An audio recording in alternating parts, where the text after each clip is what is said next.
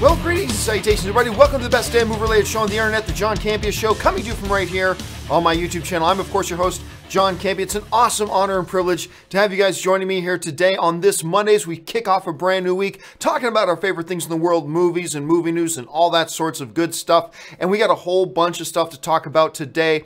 And we're going to get things kicked off here, as we do on many days, by revisiting the results of the previous episode's question of the day. Now, of course, the last question of the day that we covered on Friday was surrounding the story that Paul Walker's brothers wanted to see the Brian character, played by Paul Walker, appear in the Fast and the Furious movies again one more time. Now, I asked you guys, and we talked about some of the pros and some of the cons, and, you know, some of the ulterior motives I think might have been involved in that, but I asked you guys, do you think they should have Brian in one more Fast and the Furious movie? And the results came in, and here's what you guys said. By a pretty wide margin, you guys said, no, they should not. They should not use the Brian character again in Fast and the Furious. I guess most of you guys believed in the logic that, hey, they already gave him the perfect send-off. That you're only risking that by bringing him back again. 63.84% of you guys said, no, they should not. And meanwhile, at the same time, 36.16% of you said, yes, it's a great idea to bring him back. So there you have it. The results are in. You guys are saying, no, they should not bring back the Brian character in Fast and Furious. And of course, today, there's going to be a brand new question of the day, and we'll get to that in just a little bit. Now, also right off the top here is this. We've known for some time that Warner Brothers, amongst all their other films, are planning to do another Suicide Squad movie. We know there's Suicide Squad 2 coming. They went through a whole bunch of director drama. They thought they were going to get this guy. They didn't. It looked like maybe Mel Gibson was going to be directing it. He doesn't end up directing it. And now they've got Gavin O'Connor directing it, who's a solid director. He directed Warrior, which I think was great. He directed Ben Affleck's The Accountant, which I think was great. So he's on board to direct. However, we've never really known when for sure, or even if for sure, they're going to make this movie. I mean, it looks like they're going to make it. There were some talks that Suicide Squad 2 could go into production sometime later this year. However, that seems to be out the window now, as it's being reported that Suicide Squad 2 is being delayed again because of a couple of things. Now, which is the chicken and which is the egg here? We're a little unclear. Let me explain. It seems like two movies that Will Smith has coming up have now moved up. So, Bad Boys 3 apparently has moved up. It's now going to start shooting in November, apparently. And then as soon as they're done that, probably sometime in April or May, Will Smith is going to start, April, May of 2019, he's going to start shooting Bright 2. I don't know why they're making a sequel to it. I thought the first Bright was honestly bad. I really did. I thought the first Bright movie was pretty bad. I wanted to like it. It's a cool idea, cool concept, but, you know, just didn't work for whatever reason. But anyway, he's going to be doing that. Apparently, he was supposed to shoot Suicide Squad 2 before those. Now, on top of that, director Gavin O'Connor is now going to be directing a different movie between now and then, as he is working with Ben Affleck again to direct a movie called Has Been that Ben Affleck is going to be starring in and Gavin O'Connor is going to be directing. So I don't know a lot about that movie at this point, but now that's going to be coming as well. Now, here's the question that I've seen different outlets give different answers to this, and I'll be honest with you, I don't know what the answer is. The question is, did they move up these films because Suicide Squad 2 is going to be delayed more and so it freed up Will Smith's schedule? Or did Warner Brothers push off Suicide Squad 2 because these other movies wanted to shoot sooner? Like, which was the cause? Was the cause that Suicide Squad 2 was being pushed? Okay, Suicide Squad 2 is pushed. We've got some free time in our schedule. Let's move everything else up. Or was it that everything else was getting moved up, and so Suicide Squad 2 said, oh, well, we can't shoot then now, so let's push it off? I'm not quite sure. Some people are saying, the majority of people I'm reading are saying that they moved up production on Bad Boys 3 and on Bright 2 because Suicide Squad 2 got pushed further back. And it opened up a window that everything else moved up. But like I said, there are a couple of sources that are saying the complete opposite of that. So which is the truth and all that, I don't know. Now, this brings up a very important point. A lot of people hear that a movie is going to be delayed. And instantly, the stigma attached with the word delayed is negative, right? We automatically think, oh, that means bad things for that movie, or things are going wrong with that movie. Not necessarily. Not necessarily. To be honest with you, I'm not surprised at all that Suicide Squad 2 isn't going to come until much later. And I was a little bit surprised when all these reports are coming out that it could start shooting later this year, because I think Walter Hamada, the new head of DC, is evaluating a lot of stuff. I think he's taking his time. And I don't think Walter Hamada's in any rush to just start throwing things out there. And I think that's indicative of what we're seeing out of him, right? Like, we're not hearing DC announce 18 movies that have greenlit and scheduled. Right now, we've got 3 movies on the schedule. Just 3. We got Aquaman, we got Shazam, and we got Wonder Woman 2. Perfect. Everything else, Walter Hamada seems to be adopting the philosophy of, hey, no rush. Let's take our time. Let's evaluate to see where things are. Let's gauge where everything's at. Let's see what we got, and let's move slowly. That seems to be his philosophy. And to me, there's nothing wrong with that philosophy. So if it is in fact the case that, Suicide Squad 2 is being pushed back even more, that's not necessarily a negative thing. It's not because, oh, everything's going wrong and everything's terrible. Sometimes delays can mean that, sure. But it doesn't always automatically have to mean that. Now, I liked the first Suicide Squad. Yes, it was a hot mess of a movie, but I thought there was enough fun in there to get some entertainment and enjoy yourself, and I did. A lot of other people didn't. That's totally fine. But I got a kick out of it. And look, it's not like Suicide Squad was like a Best Picture contender or anything like that, right? So it's not like we need another Suicide Squad right now. Let's all be patient. I think that's all this means on Warner Brothers' part, is that Warner Brothers is being patient with it. So let's see how this transpires, and we'll know probably a lot more in the next few months. All right, with that out of the way, let's move on to our main topics today. Now, how do we pick out our main topics? Well, it's actually kind of simple. You guys pick out our main topics. How do you submit a topic or a question to be on the John Campea Show? It's simple. You just email me anytime at john@thejohncampeashow.com. Put the words topic in the subject line. And as always, guys, keep those emails to 90 words or less. And then maybe you'll see one of your emails pop up here on the John Campea Show. All right, let's get into it with topic number 1. And topic number 1 today comes to us from Rich Marsden, who writes, "Hi, John. I saw Crazy Rich Asians and I thought it was awesome. I'm Caucasian and went with my wife and thought for sure we'd be one of the only non-Asian couples there. But the theater was packed and I think I only saw 2 or 3 Asian couples. The movie was #1 at the box office this weekend.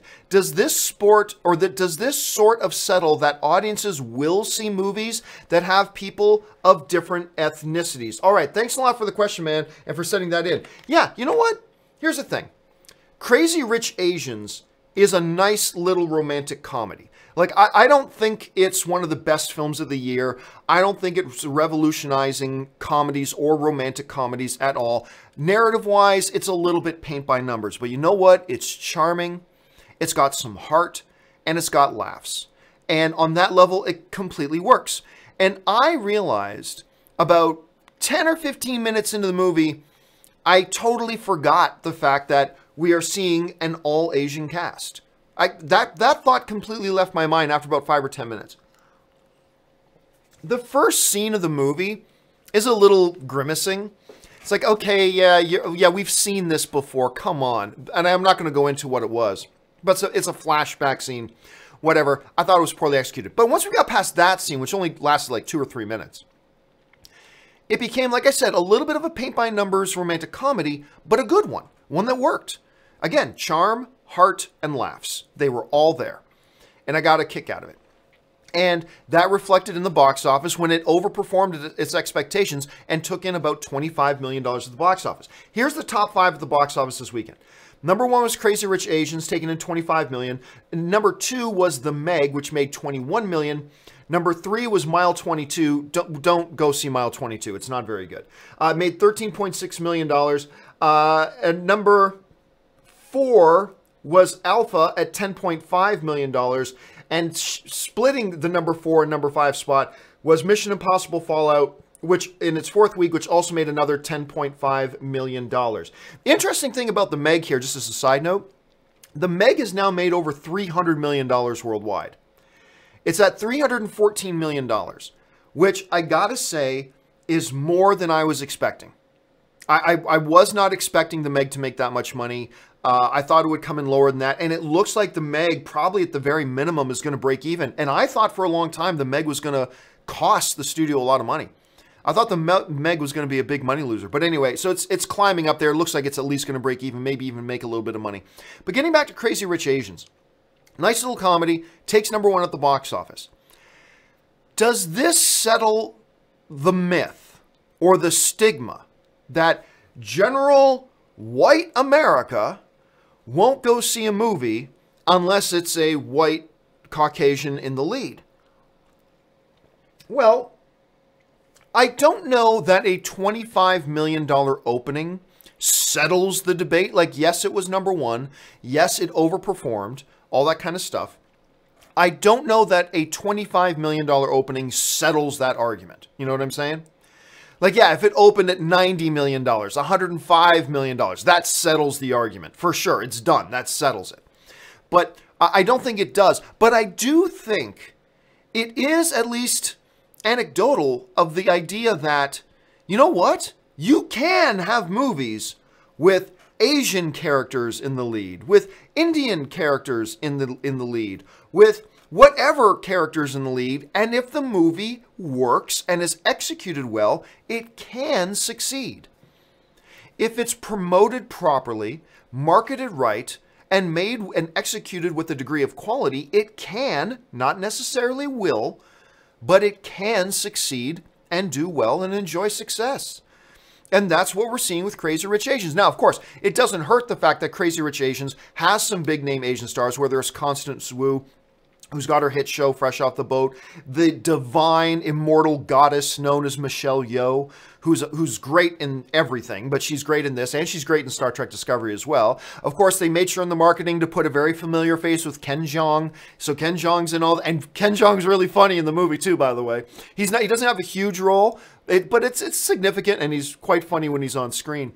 But so yeah, they made sure they got some of the more recognizable Asian stars that the industry has to offer right now. And all that's true. But I got to tell you, my experience was similar to yours. When Ann and I went to go see Crazy Rich Asians, it was a full theater. Literally, I also only saw 2 other Asian couples. Well, I'm a mixed Asian couple, but I only saw 2 Asian couples besides Ann and myself.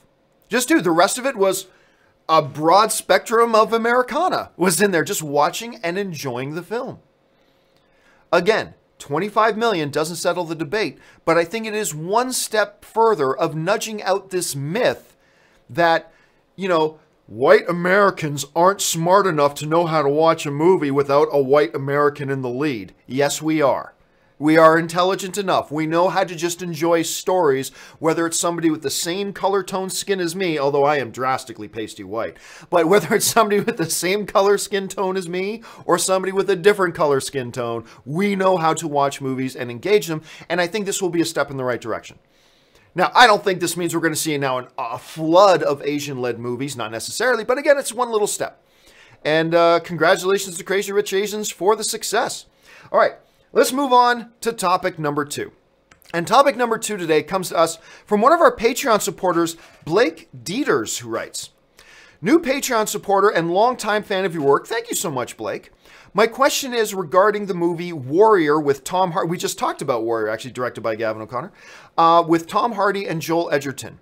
"It is one of my top 10 movies of all time, and I understand it isn't that high for most people, but why didn't this film get more love than it did?" All right, thanks a lot for the question, man. And you know what? I've never looked this up. Let me look this up. How much did Warrior make at the box? It didn't do, I remember it did not do great. It did not do great at the box office. Worldwide, I mean, it lost money. It was a flop. It made $23 million worldwide, 13.6 in North America, $9 million overseas, for $23.57 million. And make no mistake, this movie is great.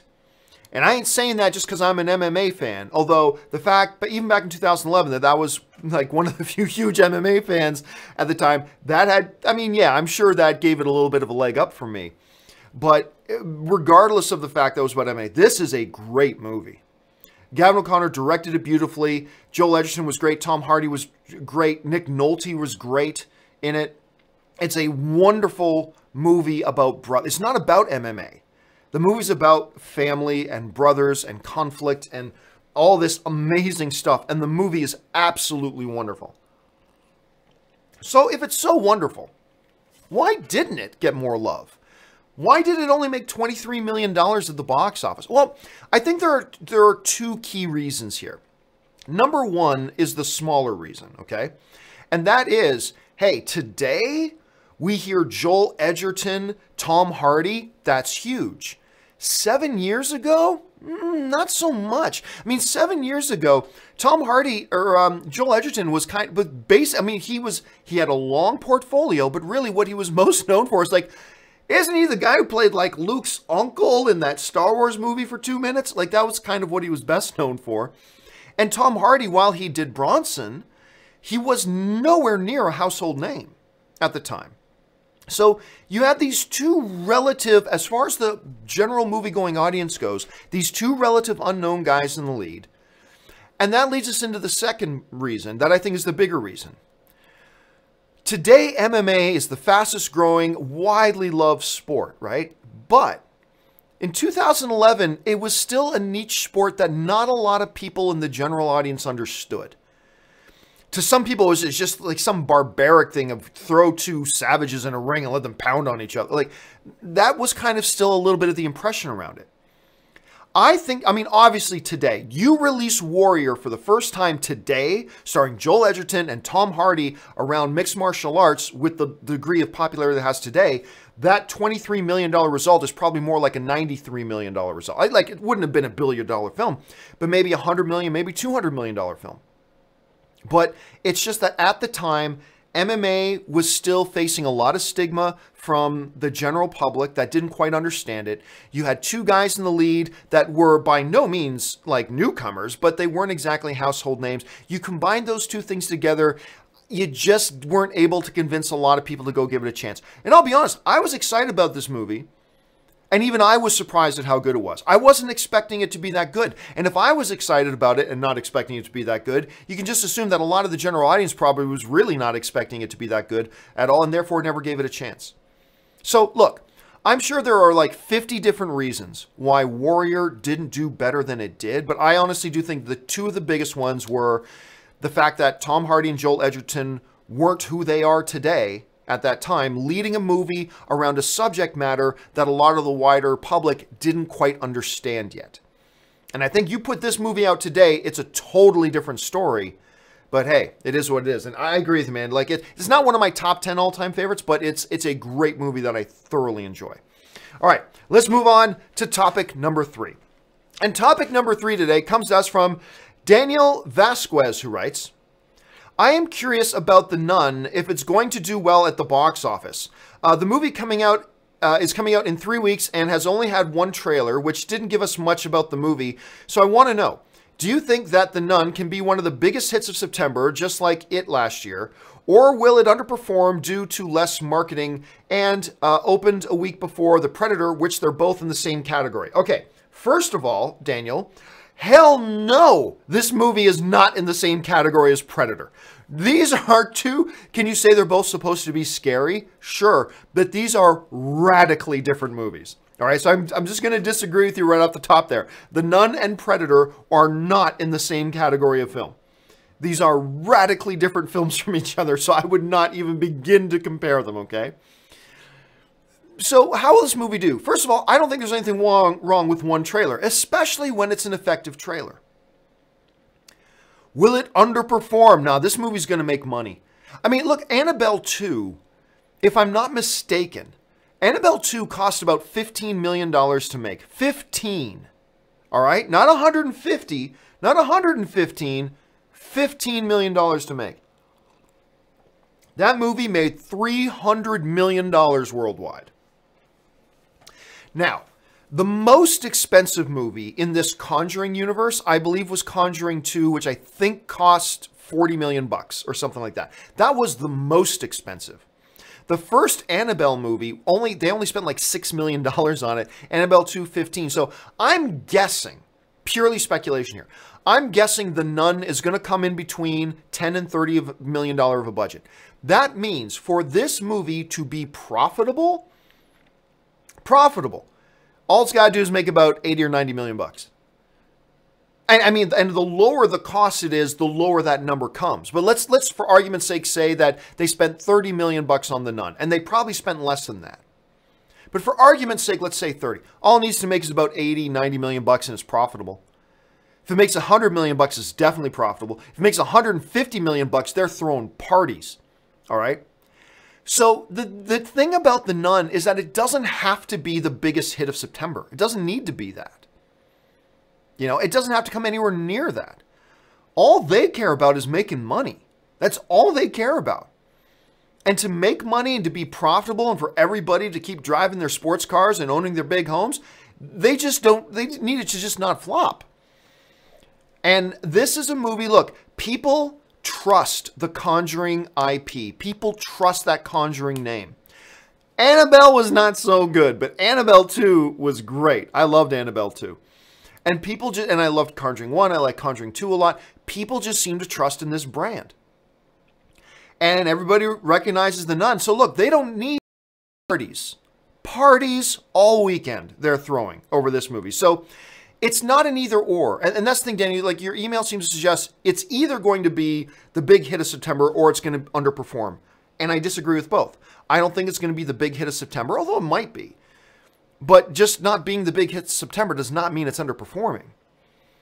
When you're making a movie for $10 million, $20 million, you're not expecting a $200 million payout from it. If you do, awesome. Just because the previous one did doesn't mean you readjust your expectations. All you're looking for is first break even and then make some profit.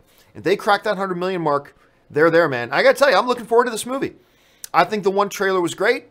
I'm looking forward to it, and let's see how it all turns out. Okay. Let's move on now to the fourth topic.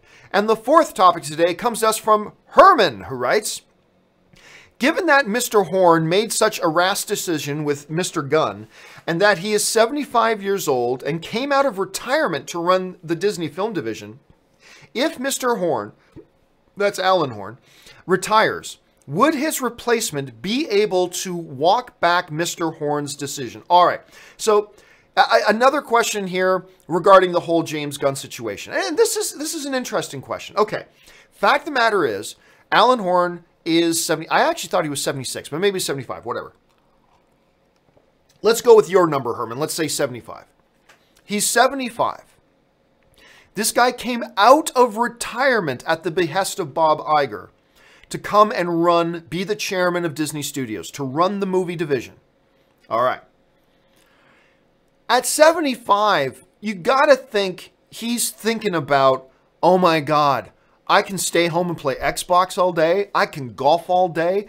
I can swim in the Caribbean all day. I can big game fish on boats that I can afford across all the oceans of the world. Me and my wife and my family can go on the best vacations ever. We can I can spend the rest of my life just doing awesome stuff. You gotta think at 75, he's starting to think about those things.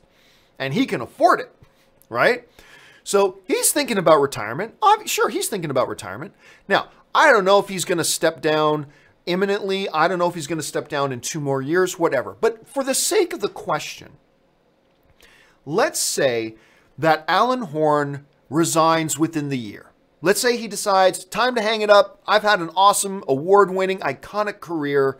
I've done more to advance like the genre. I was one of the big reasons the MCU's become what it is today and blah, blah, blah, all that kind of stuff. He decides to hang it up and retire and enjoy just doing everything we all wish we could do with our days all day, every day, right? Let's say he does that. Could whoever then steps in to replace Alan Horn go back and rehire James Gunn? Theoretically, yes. Theoretically, yes. I mean, Alan Horn, other than the fact that he completely painted himself into a corner with that "we're severing all business relationships with James Gunn" comment, other than that comment, theoretically speaking, Alan Horn can backtrack and do that if he wants. So theoretically, any replacement for Alan Horn could rehire James Gunn. However, there are a couple of other things we got to keep in mind. There are some variables to this equation, right? Variable number one, and it's the big one, is a big dude by the name of Bob Iger, who is the Grand Supreme Emperor of Disney, the man who answers to no one. He's the largest shareholder. He is the chairman of the board, and he is the CEO. He is the Grand Supreme Emperor. All kneel before the throne of Bob Iger. If Bob, right, what we don't have a clear picture of here is if Alan Horn said to Bob Iger, I feel I need to let James Gunn go. What we don't understand is, did Bob Iger go, well, okay, Alan, you are the chairman of the film division. If that's your decision, I'll back you. And, you know, maybe Bob Iger wouldn't have made that decision, but he's respecting Alan Horn's decision and gave Alan Horn the go-ahead to do it. Or was Bob Iger, damn right we're letting him go, Alan. I can't have somebody like that here. I mean, that could have been it, right? If, and we're dealing in a lot of speculation here, understand that, but if Bob Iger's response was, you're damn right we're letting him go, well then no. Then whoever replaces Alan Horn will not be able to rehire James Gunn. Because Bob Iger, the all-father and all-supreme emperor of Disney, will not allow it. However, if the Disney all-father was only supporting Alan Horn's decision, then yes, a theoretical replacement for Alan Horn, after some time has passed, maybe could be able to walk that back and rehire James Gunn later. You know, you wait a year or two and you go, the new chairman of the studios comes in and says, and puts out a public statement, we parted ways with James Gunn at the time that would made sense for Disney and all that kind of stuff. But in the time since, we've maintained a good relationship with James. We're encouraged as a studio to see the growth he's had as a person and blah, blah, blah. And we're thrilled for the success he's had because, James Gunn's probably going to make a movie with Warner Brothers or Universal or Paramount or something. We're thrilled for the success he's had, and we're excited to work with him again. I mean, so you could put out a statement like that sometime later on. But again, it all comes down to that one big unknown variable. What role did Bob Iger have to play in the firing of James Gunn? If Bob Iger's role was simply that of a supportive boss, just saying, you know what, Alan? You're the chairman of the movie studios. I'm not going to step on your toes. If that's your decision, then I'll support you. Go ahead. Or was Bob Iger's position a little more harsh of, you're damn right we're firing him. Get that guy out of here. It all comes down to that. That's the be-all and end-all of that situation. So the final equation is Alan Horn's replacement can replace James, or can bring James Gunn back if Bob Iger was only supporting Alan Horn's decision and not encouraging Alan Horn's decision. It's all about Bob Iger. And we're going to have to wait a couple of years to find out what the answer to that is for sure. All right, let's move on to the final email of the day. And the final email today comes to us from Daniel Yamasaki, who writes, Hey, John, huge fan and longtime viewer. Thank you so much, Daniel. Just curious, when do you think we will see the official trailer for Captain Marvel? Thanks, and keep up the great work. All right, thanks a lot for the question, man. That's becoming the big question everybody has, right? And I believe it opens in March. Let me hold a second. Captain, I believe it's March. Marvel release date. I believe it's mid-March. Yeah, March 8th. Okay. So as of right now, August, September, October, November, December, January, February, March. We are 7 months away. 7 months away from the opening of Captain Marvel. Now, sometimes Marvel has put out trailers for their new films a full year before they come out, which is something I've always thought was a stupid thing to do. There's no point in putting out a trailer a year in advance. You lose any momentum that trailer gained by the time that movie comes out. There's just no point in it, right? But hey, now we're sitting 7 months. Let me just double check. August, September, October, November, January, February, March. Wait, August, September, October, November, December, January, February, March. 7 months, okay. So, when are we going to get it? Because even I will say, I don't think there's a need to put out a trailer for movies 7 months in advance either, but even I would say, once you get into within 7 months, and 6 months particularly, you're getting into a position where, hey, it's not unreasonable to put out a trailer now. Like, I think a year in advance is just unreasonable. I think 10 months is just unreasonable. Once you get to 7, 6 months, I still wouldn't start putting out trailers yet, personally, but it's that window of time that I don't think it would be unreasonable to do it. I don't think it'd be unreasonable. Now, this question got a lot of buzz because the other day, Clark Gregg, who of course plays Agent Coulson in the MCU, both on television and in the movies, he got on Instagram the other day and put up this vague image of the number 15. Just on his Instagram, he just put up 15. That's it. A picture of the number 15. And that has everybody speculating.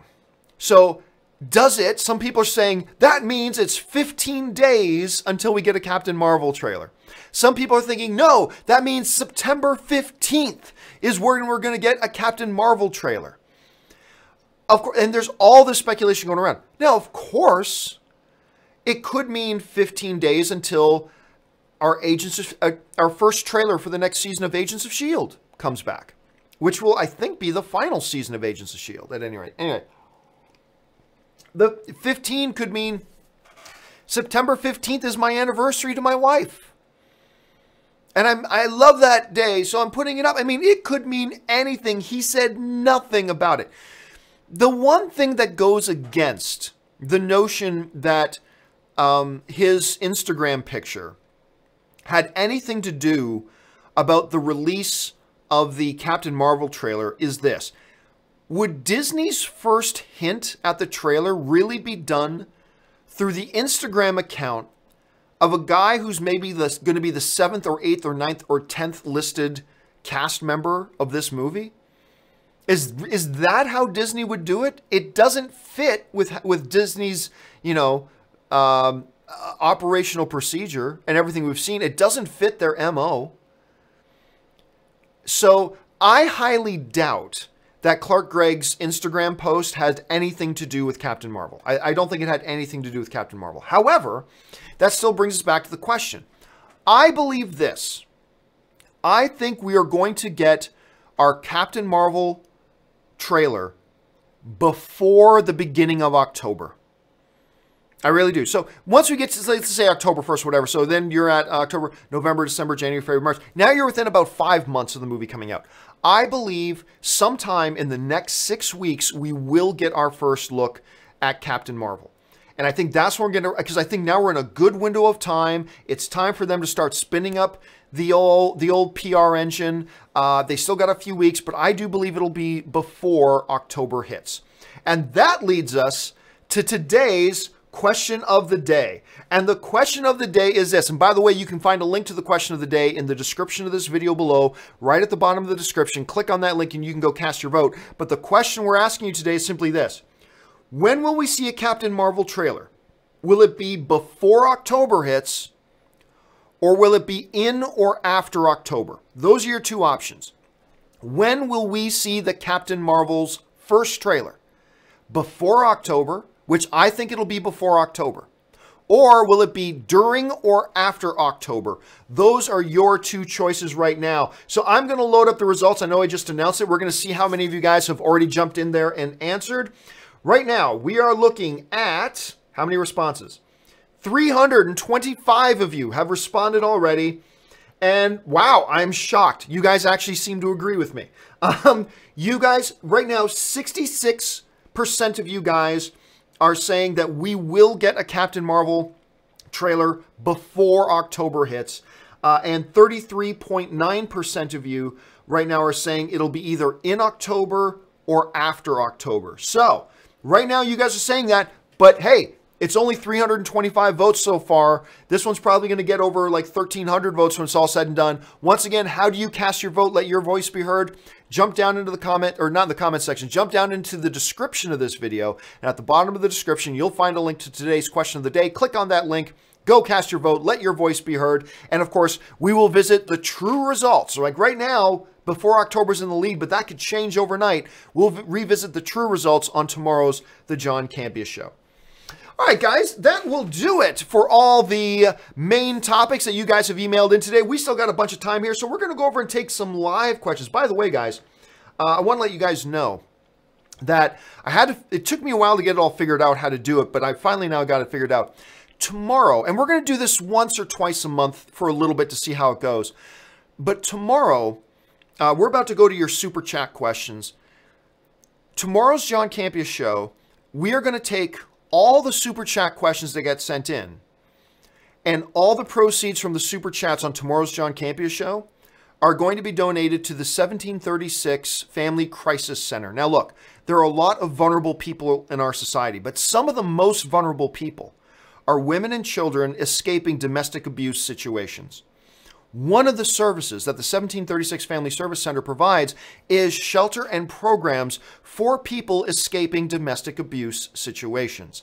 These are people in dire straits and in dire situations and really need support.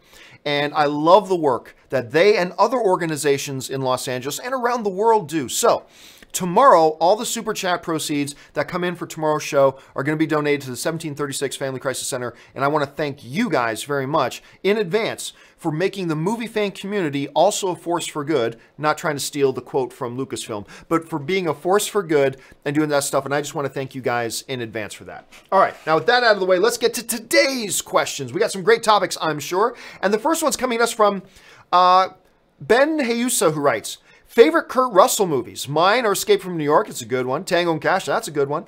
Overboard. I'm not a big Overboard guy. And of course, Big Trouble in Little China. Obviously. But to me, no questions asked. My all-time favorite Kurt Russell movie, no question, is Backdraft.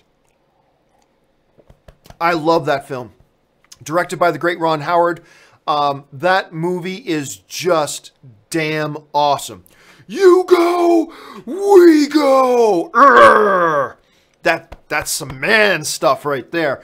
I just love and adore that movie. Look, Kurt Russell's got a long line of great movies, no doubt. But Backdraft, to me, that's always my go-to one. Actually, it might also be my favorite Ron Howard movie in general. Not just Kurt Russell movie. It might also be my favorite Ron Howard. That's tough. Ron Howard's got some great films. But yeah, for me, man, it's Backdraft. Just anyway. Remember there was a Baldwin brother in that? Anyway, Jay Bling writes, Deadpool 2's Blu-ray release tomorrow reminds me of another bit of deceptive marketing, Dawn of X-Force. That deception paid off greatly, though. LOL. Yeah, I mean, I complain a lot about deceptive marketing, right? I.e., Bridge to Terabithia that Disney put out. They totally made that film look like a family adventure film. It was a dark tragedy, and a lot of parents were pissed off. And their only reason for doing that was to trick audiences to come see it. In a situation like Deadpool 2 and their X-Force stuff, and granted, my answer here, just forewarned, I'm about to give a little bit of a spoiler for Deadpool 2 in case you haven't seen it yet, so you've been warned, all right? The whole X-Force stuff, that was doing something that I've never really seen much done in Hollywood before. They weren't trying to deceive the audience. It's almost like the marketing became a setup. It's like a part of the joke. The marketing became a setup for the punchline of what happened in the movie. Because, honestly, I think a good 30% of why I laughed so hard at the death of the X-Force members was because the trailer set it up like this was going to be a Deadpool and X-Force movie, right?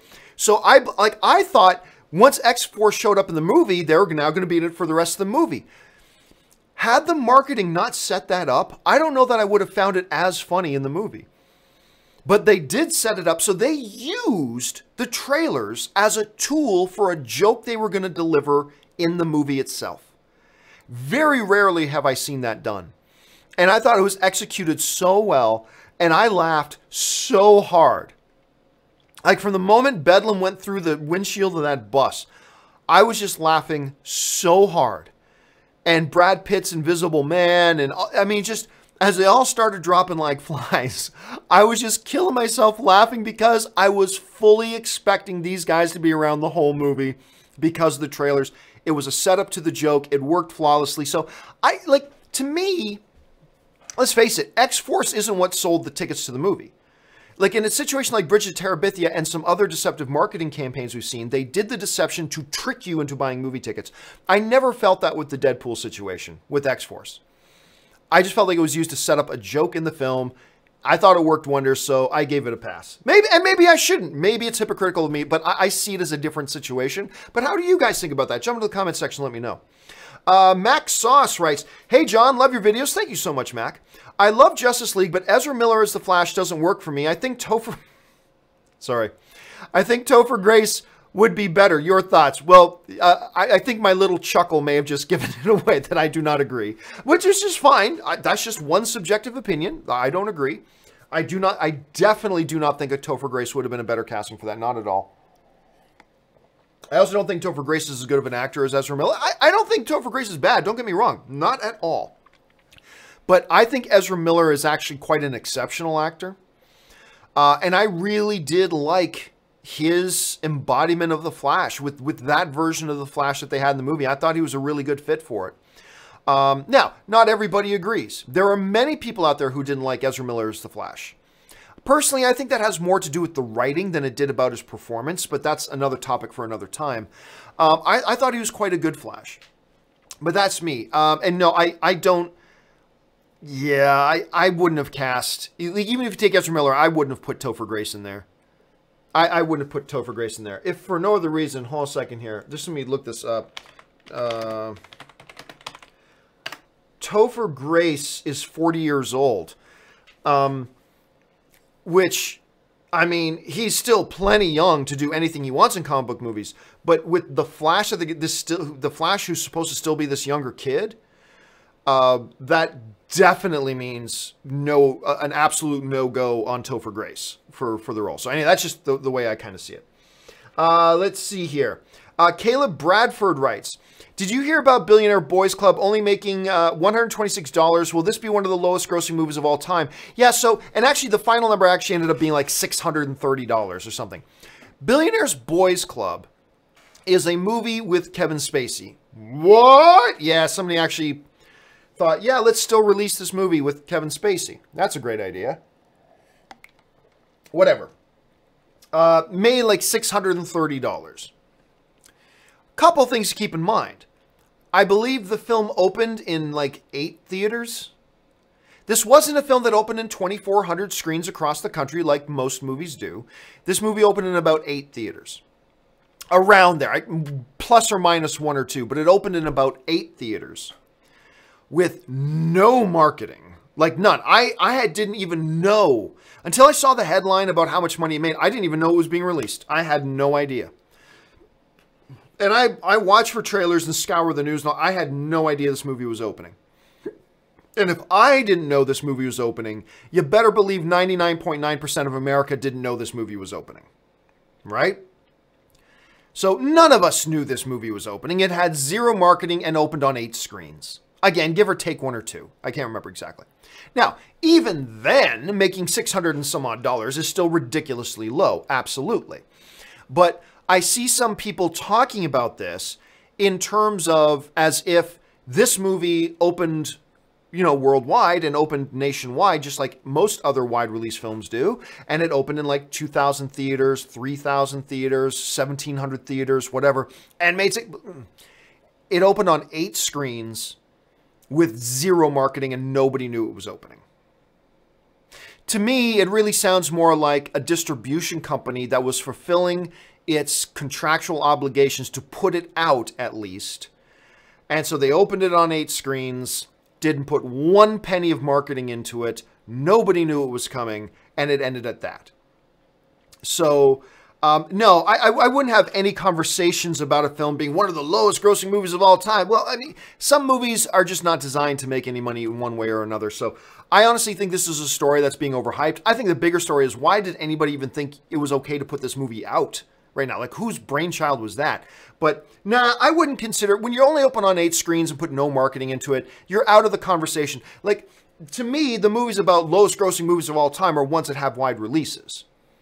That's the movies you have discussions with. Like, there was this movie I was minorly involved in, not in a production sense. Let's see, it was called the Yugi Loves.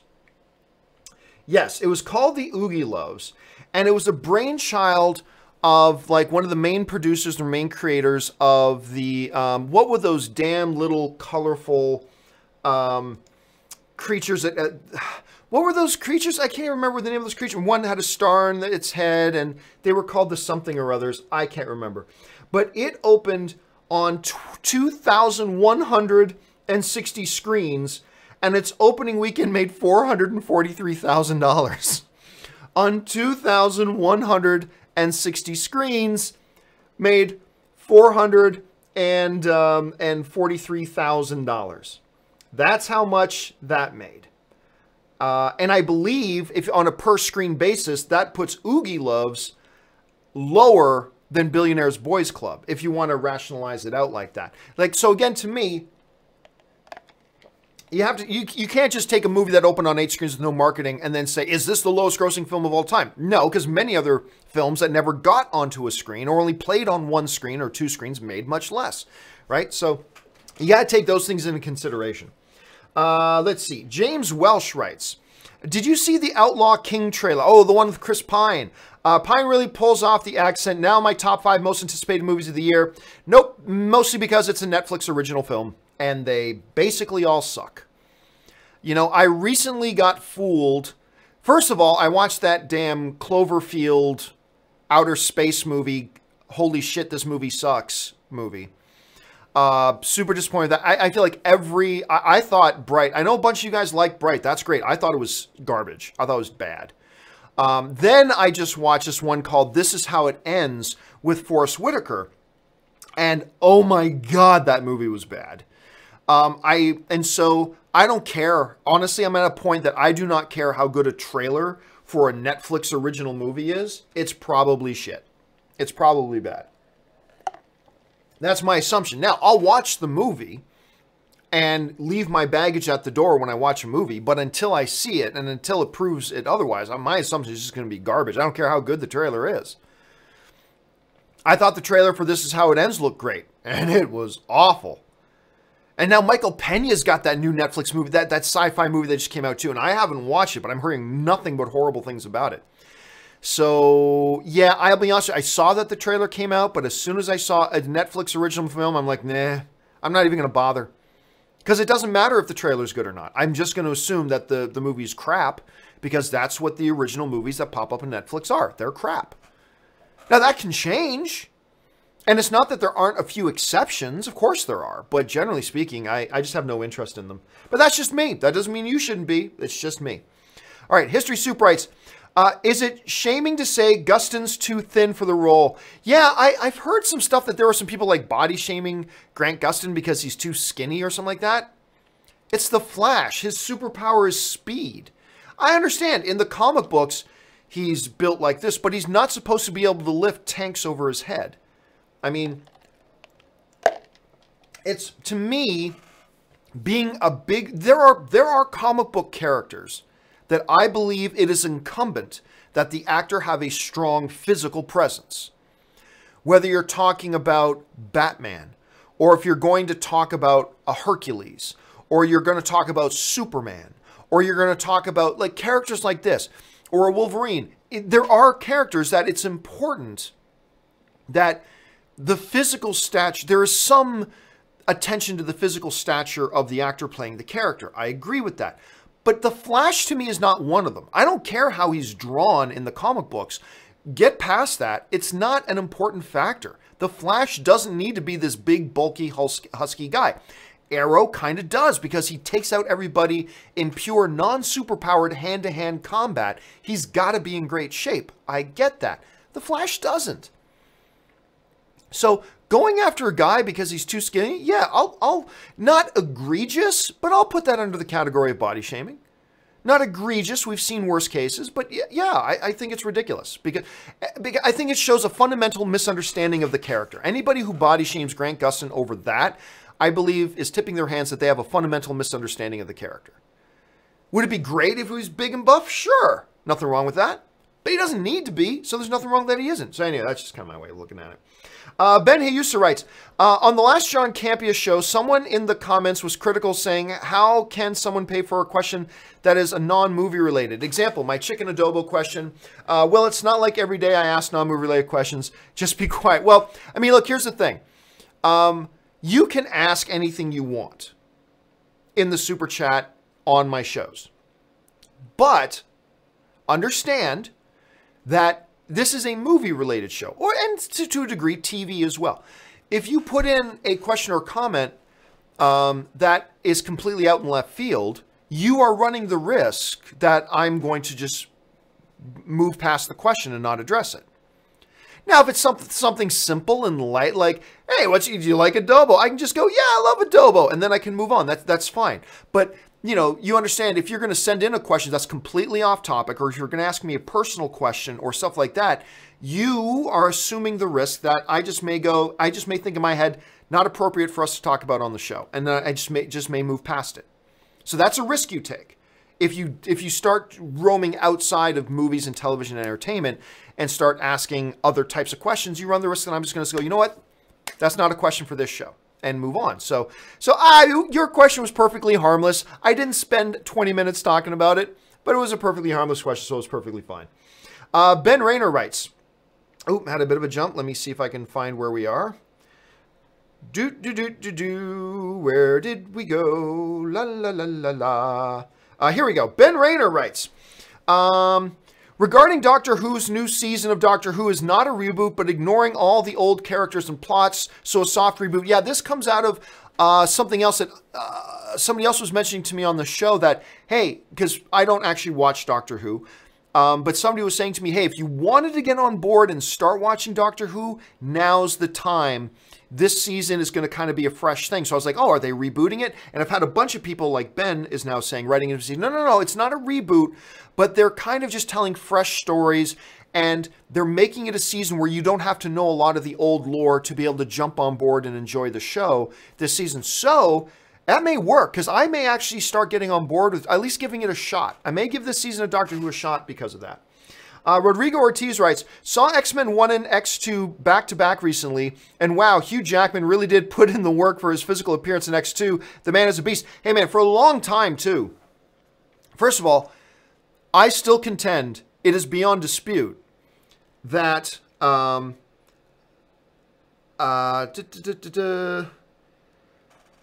so...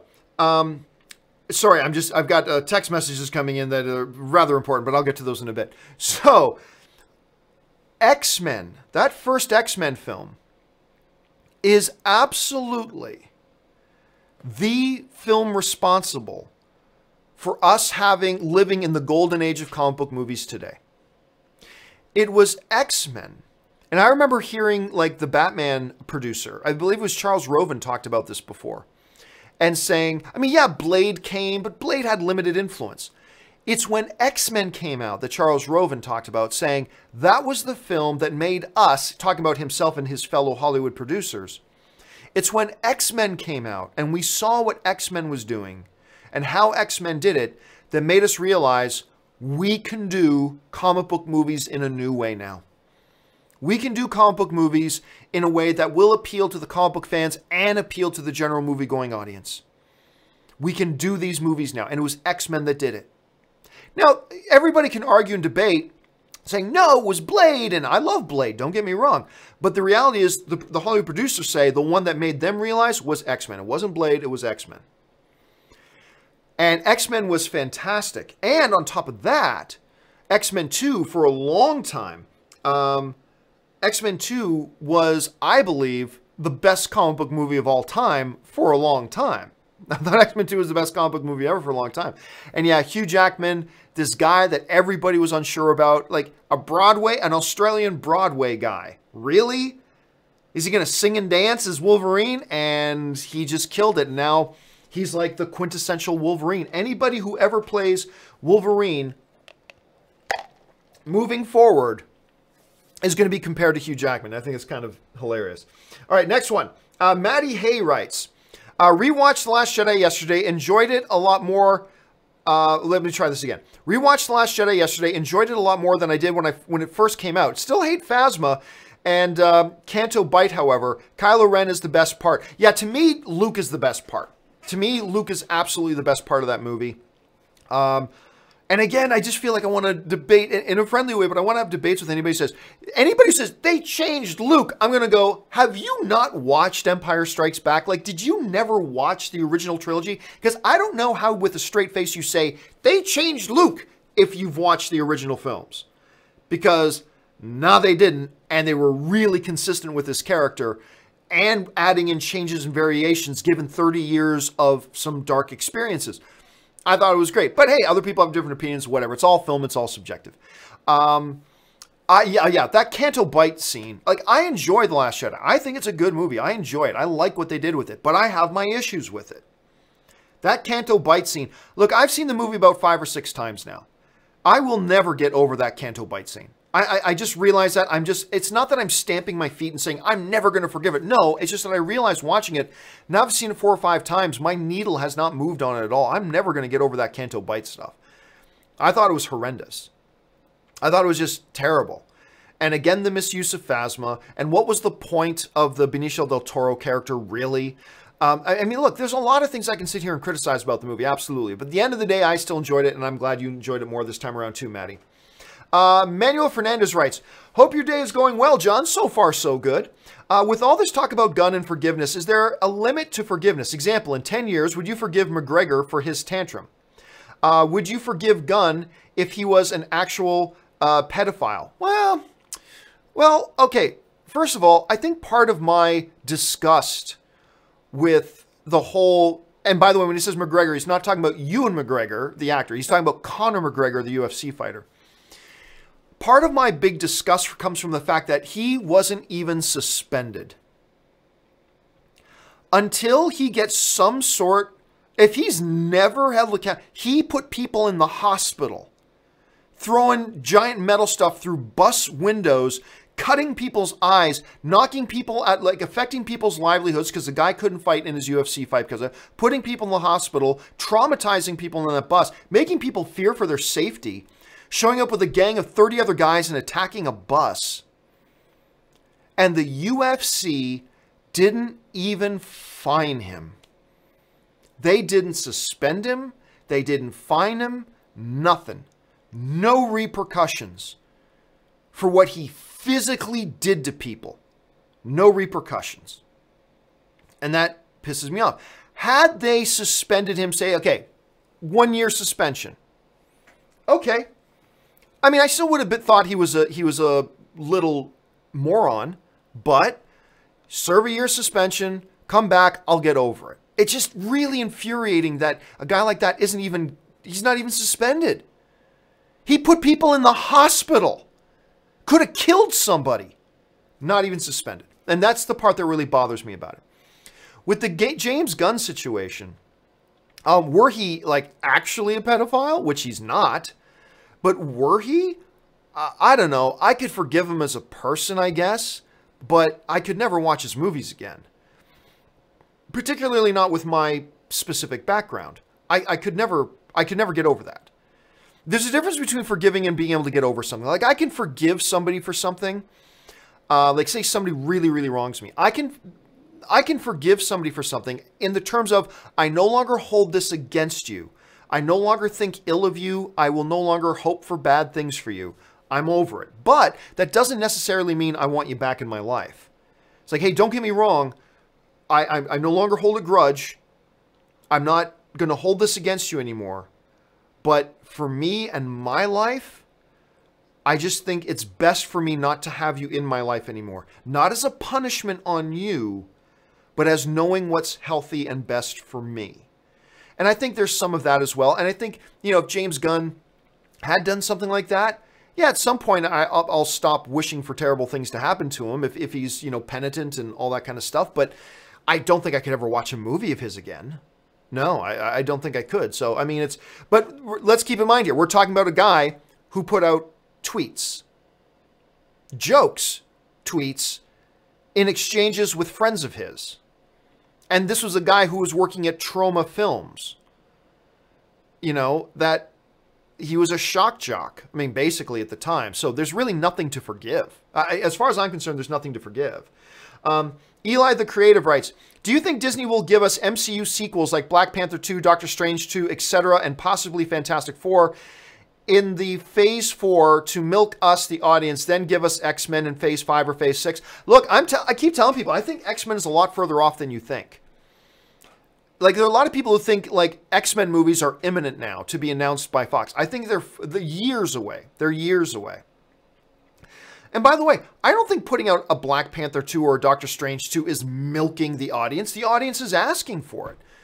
The audience wants more Doctor Strange. The audience wants more Black Panther. There are more stories with these characters to tell. I don't believe it's milking it at all. I don't see it. Why? I mean, curiously, Eli, I'm just wondering, why is that milking it, but putting out X-Men movies isn't milking it? I'm just curious. Look, I just don't see it being milking at all. But yeah, absolutely. I do not think we're getting anything X-Men related in phase 4. I think, look, long before the deal between Fox, long before Kevin Feige even knew there was any kind of a deal between Fox and Disney brewing, I believe Kevin Feige's already got phase 4 planned out. He's got his plan. He's not going to upheaval his whole plan just to change things around just so he can force in an X-Men or something like that. I honestly don't think, look, and I'm not saying this is fact, I'm speculating, okay? I just do not believe at all that X-Men is going to be around in phase 4. I do not think we're going to see X-Men or anything like that in phase 4 at all anyway. So it's going to take them a while to get that ball rolling. But I don't see that as milking it. I really don't. Der Wunderbar writes, Empire of the Sun is an oft-forgotten but beautiful Spielberg. Absolutely, it is. Beautiful Spielberg production. Did you mention it on today's companion video, John? I can't remember if I did. I can't. Now, the last companion video I did was yesterday. I put out a companion video yesterday, and I can't remember if we mentioned Empire of the Sun. Because the question came up about Spielberg, and I can't remember. I listed off this huge list of Spielberg, because somebody was asking me about best directors of all time. I went back to the fact that I think it's Steven Spielberg, and I ran off this big, long list of Spielbergian films. I can't remember if I mentioned it, but if I didn't, I should have. I absolutely should have. Zach Bartran writes, isn't it kind of messed up that MGM is doing a remake of Child's Play, even though the franchise is still going strong? Still going strong? At Universal with pretty decent films and a TV show and another movie in the... Child's Play is a joke. Child's Play is a joke. I mean, like in 1998, Bride of Chucky, I think made a grand total of like $40 million worldwide. Total. $40 million worldwide total. In 2001, I believe is when the next Child's Play movie came out. It made like $20 million. Worldwide. $20 million. It's to the point that although they thought they were getting another movie made, nobody wanted to distribute it, and it went straight to streaming. They're trying to revitalize it at this point. Absolutely, they're trying to revitalize it. But to say that the Child's Play franchise is going strong, I gotta take exception with that. I think we need to have a stronger interpretation of the phrase going strong than that. The last movie you put in theaters made $20 million. The next one nobody even wanted to put in theaters. Yeah, you got some, you're trying different things, but that to me does not mean the movie is going strong. So I think, yeah, MGM trying something new. Look, you're at the point that you've got to try something new. The audiences are not going to come flocking back to Chucky. They're just not as things are. It's played out. It's done. Bride of Chucky proved it. The following film proved it. The fact that nobody even wanted to distribute the next one after that kind of proves it. So you got to either let it die or try something new. And I'm all for them trying something new, and I don't necessarily even think that's going to work. But it might, but at least you got to try, right? But I just don't think, let's just keep going with Chucky and everything will be fine. I think the numbers have proved that that's not the case. So, yeah, that's kind of how I feel about it at any rate. Let's see, Zach follows up with, he writes, continued, I could understand if nothing had come out since Seed of Chucky, but this just seemed like a crap money grab. First of all, understand this, Zach. Every movie ever made is a money grab. Okay? Let's be clear about that. Every movie ever made is a money grab. Every production company makes a movie in the hopes of making money. So let's be very, very clear about that. Every movie is a money grab. There has never been a film made that's appeared nationwide on screens that was not made to make money. They all are. Number two, if you're trying to make a money grab movie, Chucky is the wrong one to do it with because it's been proven that it ain't a moneymaker. It's just not a moneymaker. Clearly, they think they can revitalize it in such a way that there's a chance, there's a possibility that if we revitalize it and change things up, that maybe it could be a moneymaker again.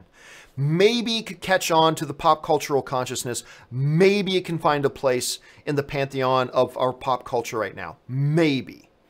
If we got it, but only if we change things up a little bit. Again, the Child's Play franchise right now is one of failure. It's one of abject failure. It had its time. It has a beloved place. The Ready Player One reference to it was awesome. But it died out. It really did. It literally, we saw it before our eyes die. We watched it die. And we're in a place now that it is a franchise in a place of abject failure right now. You got to try something different. You got to try something new. So I'm all for it. Because believe me, audiences are not going to be rushing out to go see the next Child's Play movie. Child's Play, I should say. They're not rushing out to see the next Chucky movie. They're just not. So we'll have to see. Like maybe doing something different, maybe trying to revitalize it is the way to go. Or maybe I'm completely wrong about that. It's just my opinion. But anyway, that's just kind of how I see it. All right. Dead Dog Productions writes, "Hey, John, love your show. Thank you so much, Dead Dog. Been watching you since the AMC days. I met Tom Hanks about 5 times. Super nice guy and will love him. He's one of the guys I've never had a chance to meet. Other than a quick hello at a red carpet once. That was about it. And that was pretty much my face. Hello. That was about it. That's me impersonating me walking past Tom Hanks. It was every bit as sad as I just looked. But I've heard nothing but great things about him. You know, there's a lot of big Hollywood celebs and whatever that I know a lot of people are connected to them, and always, somebody, he's a little bit of a jerk, or this guy's this, or this woman's that a little bit, and blah, blah, blah. Yeah, basically a nice person, but kind of stuck up, or blah, blah, blah. With everybody I've ever spoken to that knows and has worked with Tom Hanks, it's always the same damn boring thing. He's awesome. Same damn boring thing every single time. He's awesome. Yawn. But I mean, it is my hope and my goal in my life. I want nothing more as a husband than to be able to introduce Anne to Tom Hanks. Because Anne would just die. She would just die. I've got to figure out a way to make it happen someday. It is my one life purpose as a husband is to figure out a way that I can get Anne to meet Tom Hanks. That would be the best thing ever. So that's what I'm going to try to do at some point. So I'm glad to hear that you had the same experience, man. But yawn, he's awesome. Yeah, what's new? But thanks for sharing that, man.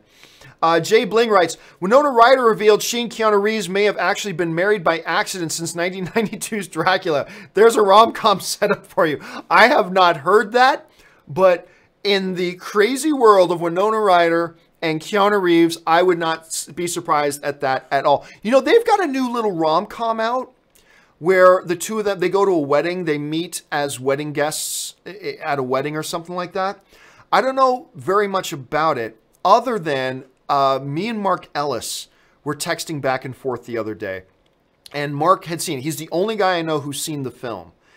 And Mark actually said to me, hey, because I was going away for a wedding this past weekend, and Mark's like, speaking of weddings, you should probably check out this new Winona Ryder, Keanu Reeves one. It's actually pretty good. So that's the only thing I've heard about this new Winona Ryder, Keanu Reeves movie.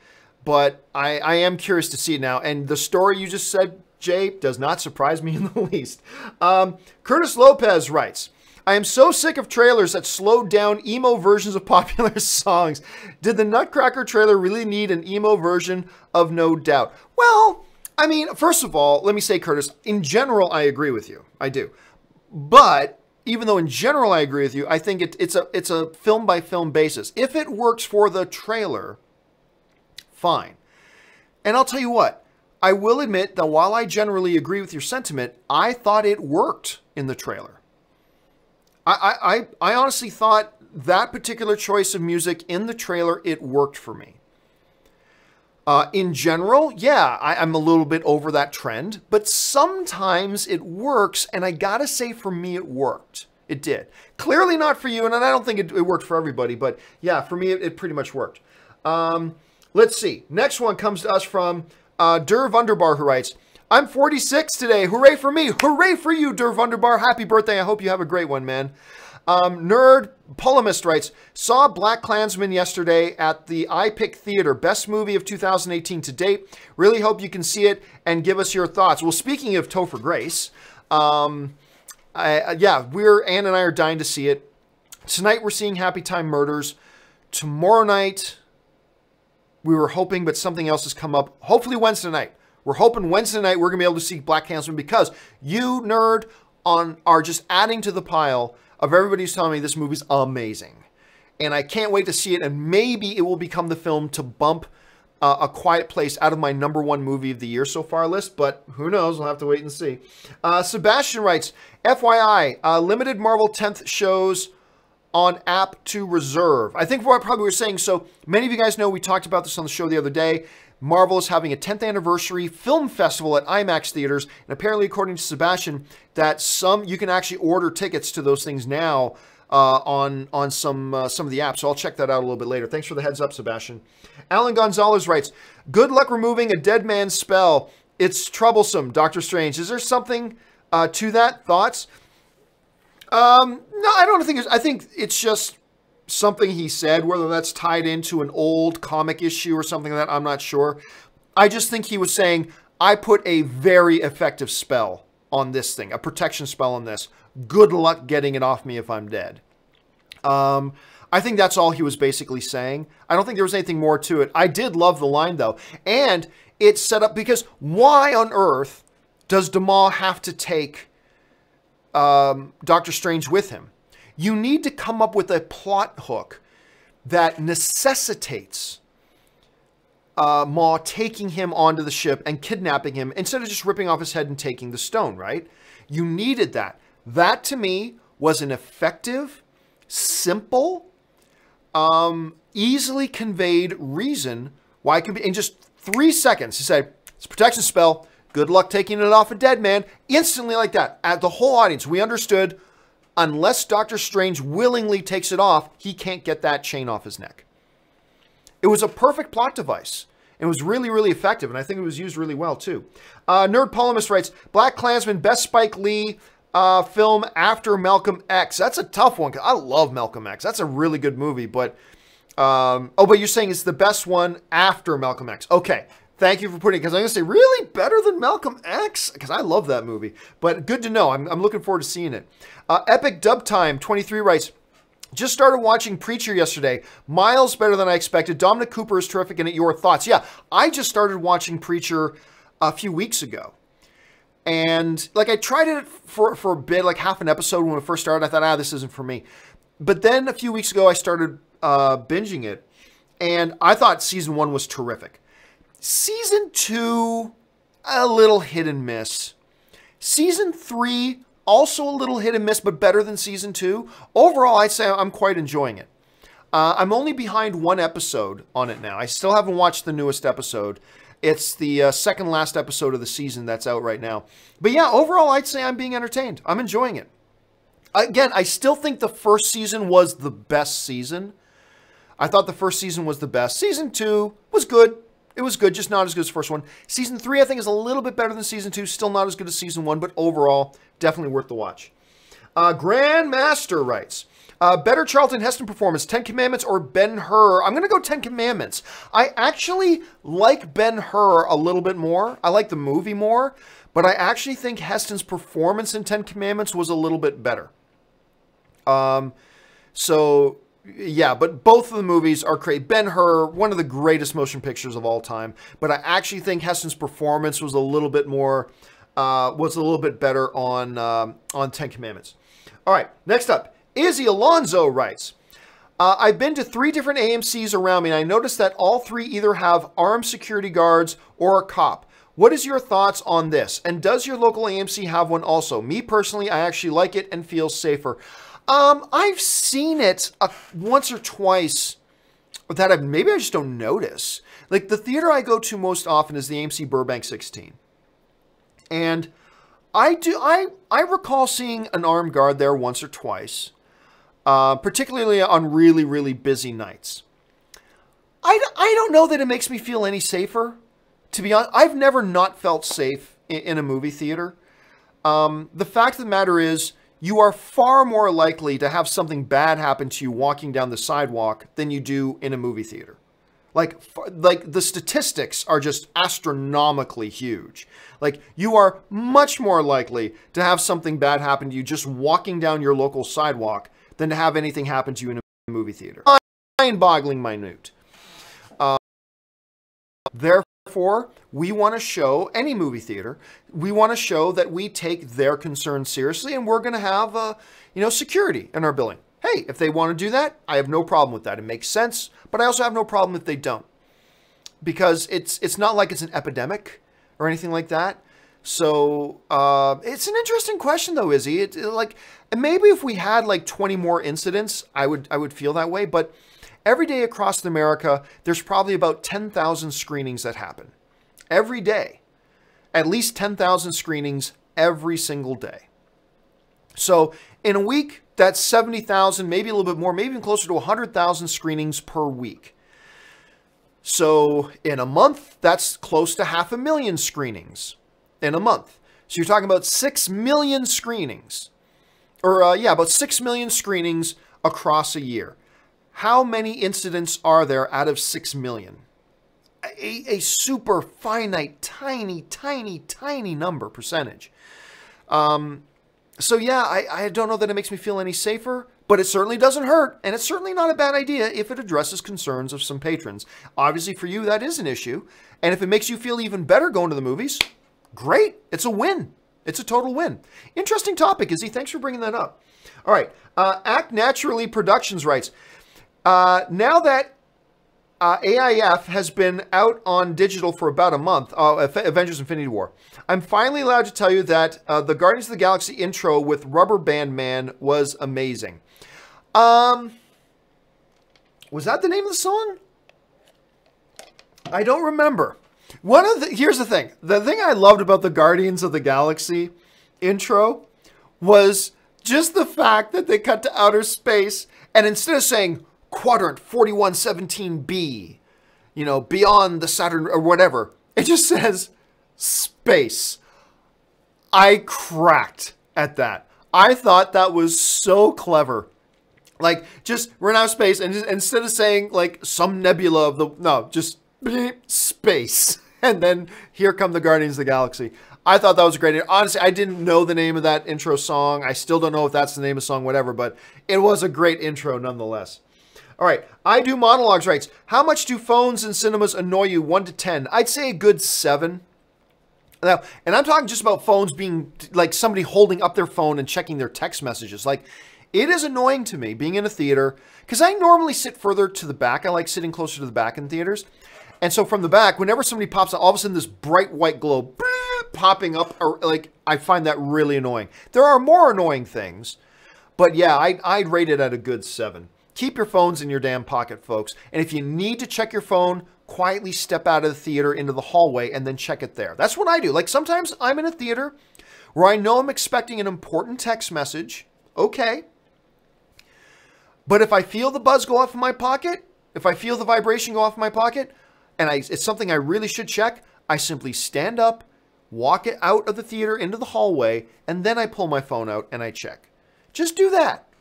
You might think, but isn't getting up and walking out more disturbing to people? It actually isn't, not to me. I find the people popping up their glows to be worse, but that's just me. Blake Carson writes, did we ever find out what your DC secret was? Nope, and I've told you guys I'm never going to talk about it again. Izzy Alonso writes, Alpha is 85 on Rotten Tomatoes. It's got my attention. How about you? No, honestly, I've paid no attention to it. I've paid no attention to that movie, like whatsoever. I've had no plans to see it. I don't think I received any screening invitations for it either. But I honestly have paid no attention to it. Frankly, I don't have any desire to see it. But who knows? I mean, maybe I will. I Do Monologues writes, Suicide Squad, most hated Oscar-winning movie. Well, no. I mean, remember, like some people say, Suicide Squad didn't deserve to win an Oscar. Well, no, it did for its category. I can't remember if it was either makeup. I think it was makeup. Hold on a second. Suicide Squad. The actual Academy Award it won was for, where did it go? Here we go. Suicide Squad won the Academy Award for Best Achievement in Makeup and Hairstyling. And you know what? You can't argue with that. Them giving the award for that to Suicide Squad is not them saying, Suicide Squad's a great movie. No, they're just saying, hey, as far as Best Achievement in Hair and Makeup goes, Suicide Squad was the best at that one thing this year. Just because you didn't like the movie doesn't mean you shouldn't recognize it for elements that it did do great. And it did do that great. The Best Achievement in Makeup and Hairstyling isn't a Best Picture award. It's just for that. But no, I think there are many films that were disliked more than Suicide Squad that won various different little Academy Awards for sure. I Don't Get Likes writes, what's the difference between a producer and a director on a movie? Well, a director actually directs the film. I mean, I could go into this for a half hour. Basically speaking, once the movie starts shooting, the director's in charge. Tons of exceptions, but generally speaking, the producer or producers are in charge of everything about the movie before it starts shooting, and then what happens afterwards. But like they make decisions on what the story's going to be. They select the director. They work with the director in looking over the script. They pick the writers. They do this, blah, blah, blah. The producers pull the movie together. But once they've pulled everything together, that's the job of the producers. Again, I'm speaking in vast generalities here, okay? Keep that in mind. But then once it's time to start shooting the movie, the director goes with it. I mean, even before that, directors involved in pre-production, laying out how they're going to shoot the movie, how they're going to pace it, how they're going to do all that kind of stuff. That's the director's job. The director works for the producers. So that's basically speaking that I can give an answer. But again, that's a full half-hour conversation. But there you go. That's the general answer. Ryan Lavin writes, seen the Outlaw King trailer, Robert the Bruce, Pine, Netflix, select theaters. Thoughts? I'm very intrigued. Well, I already kind of talked about that a little bit, Ryan. It's a Netflix original, so I'm not interested at all. I will check it out once it drops on Netflix. I'll check it out. But I fully expect to be thoroughly disappointed, as I am with just about every Netflix original film. But who knows? Maybe it'll surprise me like Star Trek did, or surprise me like Power Rangers did.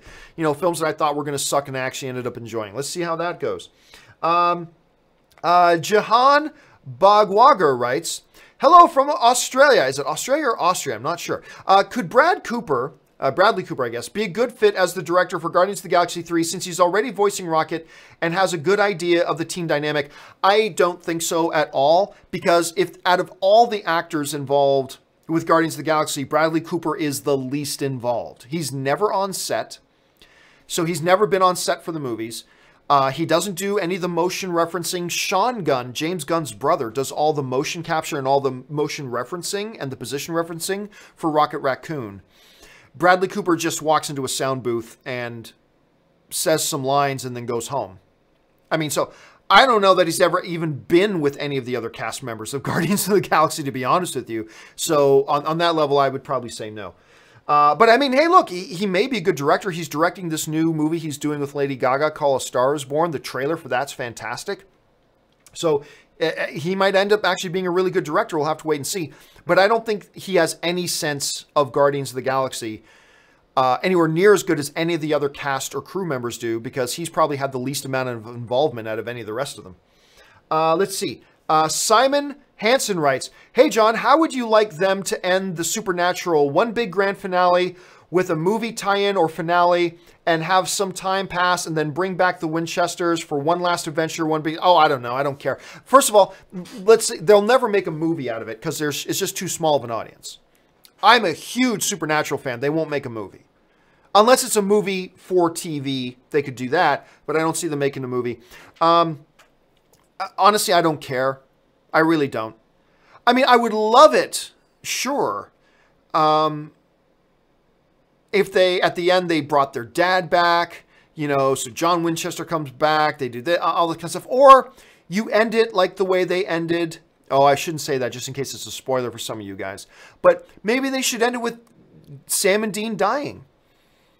Sam and Dean finally dying and going to heaven, reunited with their dad, with everybody. Reunited with everyone. You know, maybe that's the way you end it. I'm not really sure, but I'll just take it however they give it to me. Look, we've already had like 15 seasons of Supernatural, so I don't want to be too greedy. Metal Gear Stud 1 writes, comic book movie adaptations are consistently good now. Do you think they will make more anime movie adaptations? I don't see how one has anything to do with the other. Look, anime movie adaptations so far have been very poor. And I don't see why comic book movies being successful would have any connection to if anime adaptations can be successful. I'm not saying anime can't ever be successful. Not at all. I'm just saying I don't see one being connected to the other in any way, shape, or form. You see what I'm saying? So I don't think the success or failure of comic book movies will have any impact whatsoever on the success or failure of anime adaptations. They are really two different things and have different, you know, followings and all that kind of stuff. So we'll have to wait and see. Clay writes, in Avengers 4, perhaps the heroes use the portal in the Battle of New York for a surprise assault against Thanos before he acquires any of the stones. I mean, that's a possibility, but again, you're getting into time travel stuff, right? You're getting into big time travel stuff. So that's the big question. That whole theory builds on the, it's an if built on top of an if. If they use time travel, then maybe if they could get that portal open back up to go back in to attack him preemptively, all that kind of stuff. It's an if built on top of an if, so it's tough to say, but it's definitely possible. I mean, it's definitely within the realm of possibility. Blake Carson writes, bouncing off Clay's comment, I'm wondering how the Avengers achieve time travel. Quantum Realm, Captain Marvel, Dark Magic, any speculation? Though the theories are wide open. One might assume, because of how time moved differently in the quantum realm, that the quantum realm could be the key to time travel. Again, that's a huge if on if they're using time travel at all. And we don't know that they're using time travel. We don't know that. That's just a guess. That's an assumption people are making. We do not know they have time travel in this movie. If they do, I have a feeling it will be quantum realm stuff. I don't think it'll have anything to do with Captain Marvel or Dark Magic or anything like that. But again, it could. The options are completely wide open. It seems to me that they've been setting up quantum stuff to do that. So I think that's what they're doing, but again, we could change our minds. Ivan Pietro writes, hey John, love your videos. Thank you so much, Ivan. They are part of my daily routine. Anyway, over under 50%. Hearts on Fire is played in Creeds 2. Under. I'll take the big under on that. Although it would be very poetic. Of course, Hearts on Fire is the big song that Sylvester Stallone is training to in the Russian wilderness while he's training to fight Ivan Drago again. It's a great moment. I don't think they'll do it. It's not a song that translates well to today either. Like, it's a very that era song, you know what I mean? So I don't think they will. So I'll take the under on 50%, but I won't fall over at a shock and surprise if they do. Phil Nguyen writes, love your show, John. Being a father of two on a budget, I can't be a Patreon supporter right now, but I like to support you any chance I get. Great work. Well, thank you so much, Phil. And hey, just the fact that you're here, or Phi, sorry, not Phil, Phi. Just the fact that you're here watching the show and being a film fan with us is all the thanks I need. Thanks so much, man. I appreciate your efforts, dude. Dave Atkins writes, really like the 2001 Tick live action series. So did I with Deflator Mouse. I thought that was great. I thought it was well cast. I thought it was funny. I really like the new Tick as well. The Amazon series, The Tick. By the way, starring the guy who was the head of the Nova Corps in the first Guardians of the Galaxy movie. He's the guy who says, what a bunch of a-holes. That guy. He's the Tick. He's the Tick. And I think it's great. I think the new Tick series is wonderful, so I'm really enjoying it. But yeah, I like that original series too, Dave. Dave follows it up. Quick reminder for GameCom tomorrow, John. I don't even know what GameCon is. So thank you for the reminder, but over my head, I have no idea what GameCon is. Last two question. D's Nuts writes, why didn't Banner in Infinity War just try to eat another bullet to unleash the Hulk like Norton's Banner? Hulk would have had a choice but to come out, or no choice to come out. Well, I don't know. Like, if you're Banner now, that's a big question mark. If Hulk's refusing to come out, putting a bullet in your head might be committing suicide. Because right now, like, until you understand, which he didn't, until you understand why Hulk's not coming out, maybe Hulk would rather die. Maybe Hulk wants you to put a bullet in your own mouth, right? So I do not think that is something that Banner was willing to gamble on at this point. And it wouldn't have made sense until he understands why Hulk's not coming out. You can't do something as drastic as that because you're just killing yourself. In which case you don't help anybody. So that's why I have always assumed he didn't do that. Final question of the day comes to us from Joe Everett, who writes, why has it been so hard to make video game movies? Oh, Joe, that's a massive topic. That's a massive topic that we can't go into here. Look, I think one of the big things, but there's a million variables, is that they've been too concerned with trying to make it like the game. Games are games, movies are movies. You need to adapt to make the best movie you can. That's why comic book movies are getting better and better, because the studios don't really care that much about sticking really close to the comics. They care about making the best movie they can. Like I said all the time, X-Men Days of Future Past is nothing like the comic book. Civil War is nothing like the comic story was. But these are some of the best comic book movies ever made. I think once the video game adaptations learn to do that as well, worry less about being just like the game and worry more about just making a good movie, I think we'll start to see the tide turn. Who knows, though? But again, I'm not saying that's the reason. There's probably a million variables. It's just too much to go into right now. All right, guys. That will do it for today's, this was a long one, but I wanted to get through all your guys' questions today. That'll do it for today's installment of the John Campea Show. Thank you so much for being here. Listen, guys, don't forget, a bunch of people mentioned the Patreon support campaign.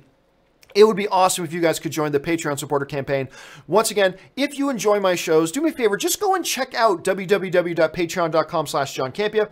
There you'll get all the information about what it means to be a Patreon supporter, how being a Patreon supporter keeps the show on the air, and the few benefits there are being a Patreon supporter as well. And maybe you'll become a Patreon supporter too. Basically, it's the Patreon supports that helps me pay for Ray and Jonathan. Like Ray and Jonathan, Fact Checker Jonathan, have jobs here because of you guys and your Patreon support.